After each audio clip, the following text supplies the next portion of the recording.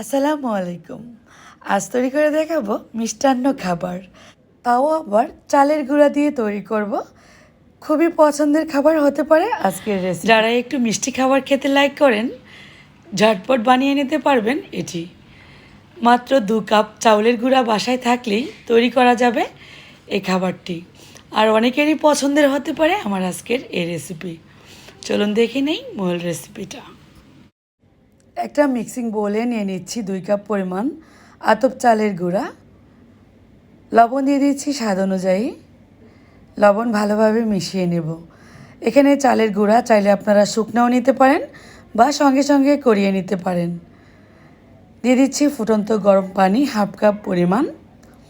2 cup চালের গুঁড়ার জন্য 1 cup পরিমাণ পানি পুরোপুরি লাগবে না, তারপরেও বলবো যতটুকু পরিমাণ লাগে সেই আন্দাজে দিয়ে একটা ডো তৈরি করে নেব। হাত দিয়ে ধরার দরকার নেই, যেহেতু ফুটন্ত গরম পানি। একটা কাঠির সাহায্যে বা স্প্যাচুলার সাহায্যে ভালোভাবে প্রথমে মিলিয়ে নিলাম, তারপর হাত দিয়ে মথে নিব। খুব সুন্দর একটা মসৃণ ডো তৈরি হবে। আমরা রুটি বেলতে যেই ডোটা তৈরি করি ঠিক তেমনই একটা ডো হবে। ডো তৈরি হয়ে গেলে রেস্টে রাখার কোনো প্রয়োজন হবে না। এ থেকেই ছোট ছোট লেচি তৈরি করে মিষ্টির শেপ দিয়ে নিব। যেই পরিমাণে নেবেন ঠিক সেই আন্দাজেই কিন্তু প্রত্যেকটা মিষ্টির শেপ তৈরি করতে হবে। 2টি হাতই ব্যবহার করতে হবে। গোল গোল রাউন্ড করে নেব। খুবই সুন্দর মসৃণ রাউন্ড তৈরি হয়ে গেল। ঠিক এইভাবে সবগুলো মিষ্টির শেপ তৈরি করে নিচ্ছি। চাইলে কিন্তু ছোট বড় সাইজ করতে পারেন আপনাদের পছন্দ মতো। তৈরি হয়ে গেলে এবার চলে যাব কিচেনে। একটা পাত্রে গরম পানি বসিয়ে দিয়েছি। এখানে 1 লিটারের মতো পানি গরম বসিয়েছি। পানিটা যখন ফুটতে শুরু করেছে ঠিক এই পর্যায়ে মিষ্টির শেপগুলো দিয়ে দিলাম।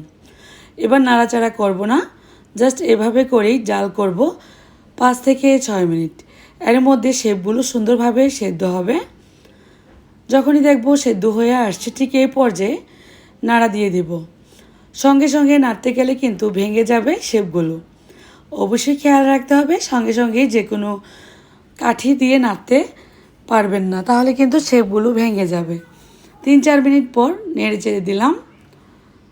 ঠিক 5 মিনিট পর গুঁড়া দুধ কাপের মধ্যে গুলিয়ে নিলাম। হাফ কাপ গুঁড়া দুধ কুসুম গরম পানিতে গুলিয়ে দিয়ে দিচ্ছি।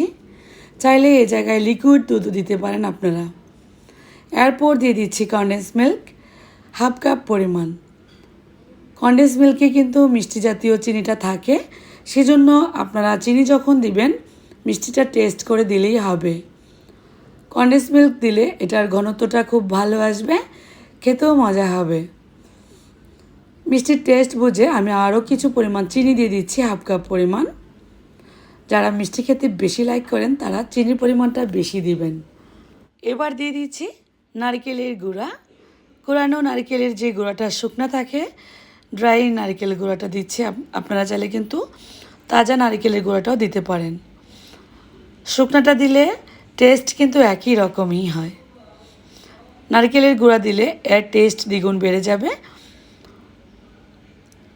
2-1 বার বলক উঠিয়ে চুলা অফ করে দিচ্ছি। হয়ে গেল আমাদের মজাদার সুস্বাদু খাবার। এবার পরিবেশনের পালা। চাইলে এটা ফ্রিজে রেখে ঠান্ডা করেও খেতে পারেন বা এমনিতেও কুসুম কুসুম গরম অবস্থায় খেতে পারেন। খুবই সুস্বাদু এই মিষ্টান্ন খাবারটি আমরা যে কেউ তৈরি করে নিতে পারবো, খুবই হেলদি।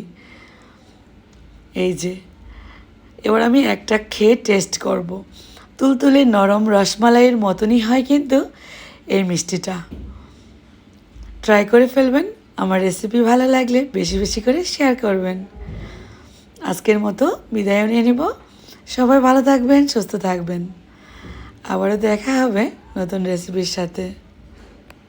সেই পর্যন্ত আল্লাহ হাফেজ।